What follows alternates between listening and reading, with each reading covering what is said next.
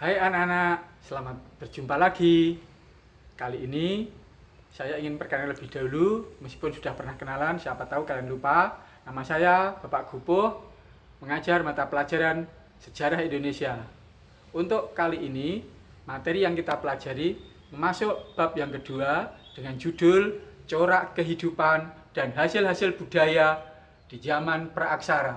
Namun, pada kesempatan kali ini, materi yang kita pelajari saya batasi tentang 3 hal yang sekaligus menjadi tujuan pembelajaran yang mestinya kalian kuasai pada kesempatan kali ini. Yang pertama, yaitu tentang bahwa kalian diharapkan mampu menjelaskan tentang proses terbentuknya bumi, terutama menurut teori Big Bang. Tujuan yang kedua yang semestinya kalian kuasai adalah kalian diharapkan mampu menjelaskan pembabakan bumi menurut ilmu geologi. Yang ketiga, kalian diharapkan mampu menjelaskan tentang pembabakan masa praaksara menurut teori atau ilmu arkeologi. Nah, itu anak-anak yang kita bahas di hari ini. Mari kita uraikan satu persatu. Yang pertama, kita bahas asal-usul bumi dan makhluk hidup. Bagaimanakah proses terbentuknya alam semesta? Ada banyak teori. Salah satunya yang terkenal adalah yang disebut dengan teori Big Bang. Berdasarkan teori ini, alam semesta awalnya berupa gumpalan gas padat yang sangat panas. Gumpalan tersebut kemudian meledak dengan dahsyatnya, atau yang juga dikenal dengan dentuman besar. Akibat meledaknya yang begitu besar atau yang dahsyat, melontarkan materi dalam jumlah yang besar ke segala penjuru alam. Materi-materi ini mengisi alam semesta dalam bentuk bintang, planet, debu kosmis, meteor, dan partikel-partikel lainnya membentuk tata surya. Sebagai hasil lontaran dahsyat itu, bumi terus-menerus berputar, makin lama, makin dingin, akhirnya berbentuk bola padat. Perkembangan bumi berdasarkan geologi dibedakan menjadi ada 4 zaman. Yang pertama, masa Arkeozoikum atau Asoikum. Pada masa ini diperkirakan berlangsung sekitar 4,5 sampai 2,5 miliar tahun yang lalu. Pada zaman ini, bumi masih sangat labil. Kulit bumi dalam proses pembentukan karena kondisinya masih sangat panas sehingga belum ada tanda-tanda kehidupan. Kemudian yang B, masa Paleozoikum yang berlangsung sekitar 2, miliar sampai 245 juta tahun yang lalu. Pada kondisi ini bumi lebih stabil, suhu bumi mulai mendingin dan mulai ada tanda-tanda kehidupan, seperti antara lain makhluk yang bersel satu atau yang dikenal juga mikroorganisme, serta berbagai jenis tumbuhan ganggang. Zaman ini disebut pada zaman primer atau kehidupan awal. Yang C, masa Mesozoikum yang berlangsung antara tahun 245 sampai 65 juta tahun yang lalu.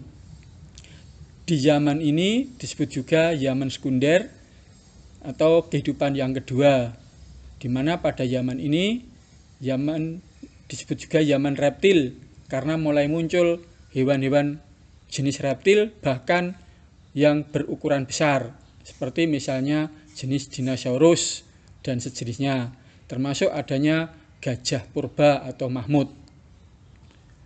Pada akhir zaman ini mulai muncul mamalia, sementara jenis dinosaurus mulai punah. Berikutnya yang D, masa Neozoikum, diperkirakan berlangsung mulai 65 sampai 1,8 juta tahun yang lalu. Masa ini disebut zaman kehidupan baru. Masa Neozoikum dibedakan 2 zaman, yaitu yang pertama zaman tersier dan yang kedua zaman kuarter. Pada zaman tersier muncul jenis primata seperti hewan kera. Kemudian yang kedua, zaman kuarter dibagi menjadi dua kala, yaitu kala Pleistosen atau Diluvium dan kala Holusen atau Aluvium. Pada kala Pleistosen diperkirakan jenis manusia purba mulai muncul. Sementara pada kala Holusen manusia purba berkembang lebih sempurna, yaitu jenis Homo sapiens.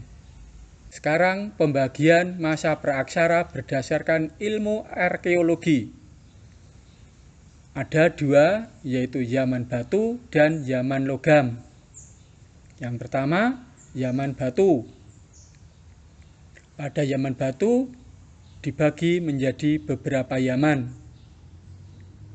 Yang A, yaitu yang disebut zaman Paleolitikum, yang disebut juga zaman batu tua. Ciri-ciri alatnya masih sangat kasar sifatnya dan bentuknya masih sangat sederhana. Contohnya adalah yang disebut kapak genggam. Ini contohnya. Kemudian yang kedua, zaman Mesolitikum atau zaman batu tengah. Alat-alat yang digunakan pada zaman ini tidak jauh berbeda dengan zaman Paleolitikum, hanya saja sedikit lebih dihaluskan. Dan yang ketiga yaitu zaman Neolitikum atau yang disebut juga zaman batu baru. Ciri alat yang digunakan sudah sangat bagus dan sifatnya sudah dihaluskan. Sebagai contoh yaitu adanya kapak persegi dan kapak lonjong. Dilihat dari ukuran bentuknya, alat ini diperkirakan sudah menggunakan tangkai.